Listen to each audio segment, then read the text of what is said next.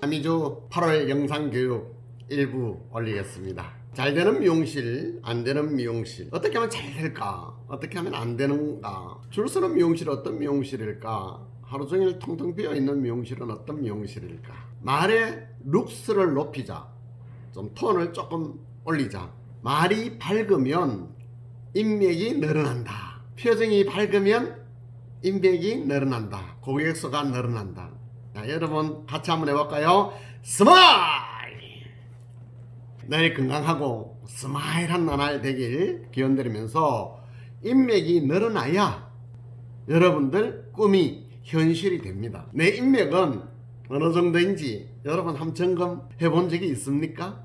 지난달 내한테 찾아온 고객님 몇 명이 왔는지 확인하고 체크는 하고 있습니까? 객단가가 얼마인지, 커트가 몇 명인지, 파마가 몇 명인지, 드라이가 몇 명인지, 합계 매출이 얼마인지, 지난해 대비, 작년 대비 나한테 단골 고객님 이름 몇 명 정도 기억하고 있을까요? 오늘은 잘 되는 미용실과 안 되는 미용실 파레토 법칙에 대해서 이야기를 좀 드려보겠습니다. 파레토 법칙 여러분 잘 아시죠? 2대8 법칙. 미국 금융가에서 처음으로 시행했던 겁니다. 여러분 지금 은행 가면 번호표 뽑고 줄 섭니다. 그죠? 근데 요즘 은행 안 가죠? 전부 다 휴대폰으로 다 업무를 다 봅니다. 이게 포노 사피엔스 시대에 젊은 층들은 거의 은행 업무 갈 일 없지 않습니까? 며칠 전에 통계를 보니까 지금은 90% 정도가 휴대폰으로 업무를 다 본답니다. 저도 마찬가지입니다. 은행에 갈 일이 이제 없습니다. 한 달, 두 달에 한 번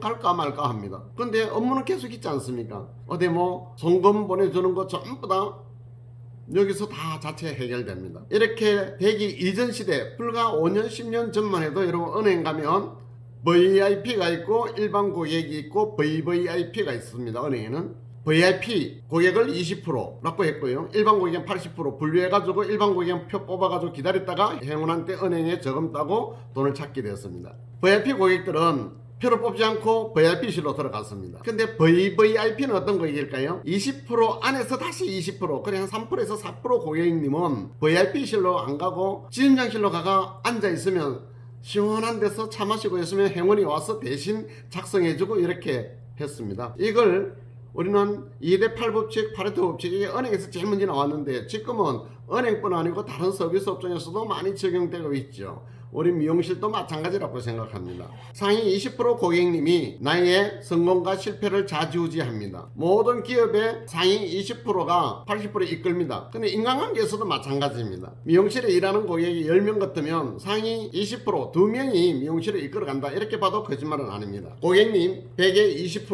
20% 고객님이 매출을 몇 프로 올려주는지 아십니까? 80% 올려줍니다. 미용실에 디자이너가 10명이 있습니다. 한번 보세요. 거의 앞에 두세 명이 미용실 총 매출액의 많은 부분을 그분들이 다 이끌어줬죠.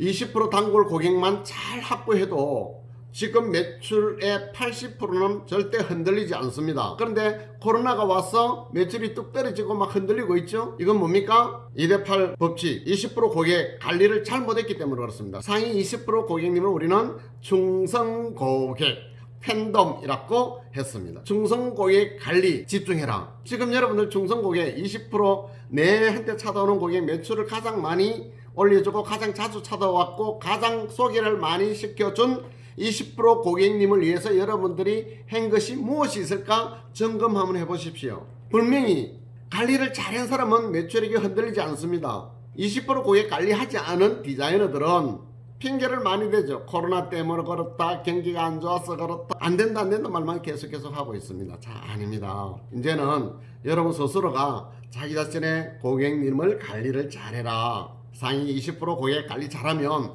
매출 80%는 절대 흔들리지 않습니다. 내 고객 관리 리스트를 잘 정리해 보세요. 디자이너라면 내 고객을 잘 알아야만 됩니다. 나에게 1년 동안 몇 명 고객님이 방문하였는가? 1등 고객님, 내한테 매출을 가장 많이 올려준 고객님은 누구인가? 1년 동안 몇 번을 찾아왔는가? 시술 금액은 어느 정도인가? 몇 명 친구를 소개시켜 줬는가? 두 번째, 세 번째 고객도 물론 마찬가지겠지만 내가 100명이라면 20명만이라도 철두철미하게 고객님 관리를 잘해야 됩니다. 그렇게 해야만 매출액이 흔들리지 않는다. 상위 20% 고객님, 고객 중 상위 20% 리스트는 여러분들이 작성하고 있습니까? 그 고객님 리스트를 출력해서 한번 봐보십시오. 고객님 이름 또 외워보시고요. 인상착의라든가 지난번 시술했을 때 대화했던 내용이라든가 금액이라든가 시술 스타일이라든가 또 그 고객님이 첫 방문 어떤 경로로 나에게 시술을 하게 되었는지 확인하는 시간 분명히 가져봐야 되지 않겠는가. 이렇게 막연하게 워킹 고객님이다, 막연하게 영도에서 온 고객님이다, 해운대에서 온 고객님이다, 이 정도 알아가지고 그 고객님을 잘한다고 이야기하는 것은 잘못된 것이다 라고 생각이 듭니다.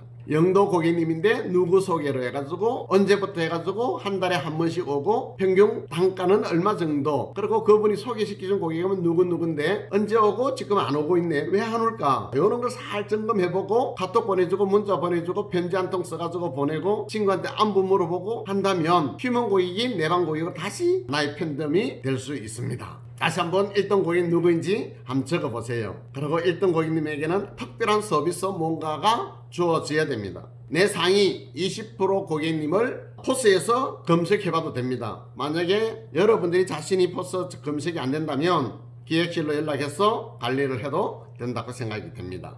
그리고 카톡, 오늘 날씨가 덥다, 휴가는 다녀오셨는지, 미용실 시원하니까 시간 됐을 때 미용실 오시면 시원한 공간에서 차도 서비스 드리겠다, 앞머리 커트라든가 그리고 왁스라든가 서비스 해주겠다 등등 문자 보내주면 고객님은 굉장히 고마워할 것이다 라고 생각이 됩니다. 나는 어떤 디자이너인가, 나는 어느 쪽인가, 고객이 많은 디자이너일까, 고객이 없는 디자이너일까, 소개 고객이 많은 디자이너일까, 소개 고객이 전혀 없는 디자이너일까. 지금 내가 모시는 고객님은 누구 디자이너의 불망 고객님을 내가 모시고 있습니다. 아무도 부인할 수 없겠죠? 내가 모셨던 많은 고객님 어느 날부터 나한테 찾아오지 않는다. 이 고객님은 나한테 불만 때문에 다른 디자이너한테 뺏긴 고객님. 한 분만 잠시만 생각해 보시면 금방 답을 찾을 수가 있습니다. 왜 내한테 오던 고객이 안 오는가? 그걸 한번 적어보세요. 표정이 어둡다든가, 말톤이 룩스가 약했다든가, 예의범절, 자기 소개를 안 했다든가, 시술에 뭐 문제가 있었다든가, 너무 오랫동안 방치를 했는 것은 아닌지 등등 했어. 이런 문제 때문에 내한테 오던 고객님이 안 옵니다. 그러면 반면교사해야 될 것 아닙니까? 예전에 이런 이야기 한 적이 있습니다. 콩지 팥이 보면 깨진 독에 물을 계속해서 붓습니다. 그런데 아무리 열심히 물을 부어도 물이 차지를 않죠. 왜 그럴까요? 구멍 때문에, 깨진 구멍 때문에. 여러분들이 표정이 구멍이 될 수 있습니다. 말투, 말씨, 기술력 점검 한번 해보세요.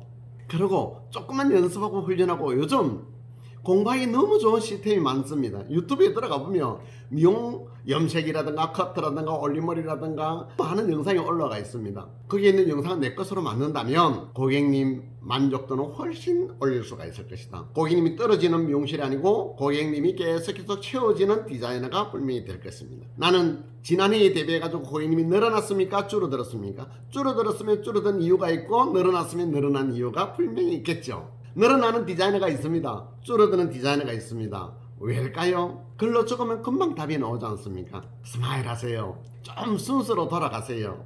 오늘 이익을 많이 챙기려고 하면 내일이 힘들어집니다. 오늘 좀 배려하세요. 좀 많이 베푸세요. 좋은 말 많이 해주시는 디자이너가 된다면 오늘 조금 힘들겠지만 내일은 아주 행복해질 것입니다. 모처럼 많은 비용을 들이고 수고해서 신규 고객을 모았는데 적객도 서비스도 열심히 했는데 재방문하지 않는다. 왜일까? 아저씨가 찾아낸 것은 명분싸움에서 졌다. 씨앗을 뿌리라. 씨앗을 뿌리고 관리를 해라. 물 주고 김 매고 거름 주고 관리를 잘해야만, 온도와 습도를 잘 맞춰주고 해야만 무럭무럭 잘 자라겠죠. 고객님도 마찬가지입니다. 인스타그램, SNS 하세요.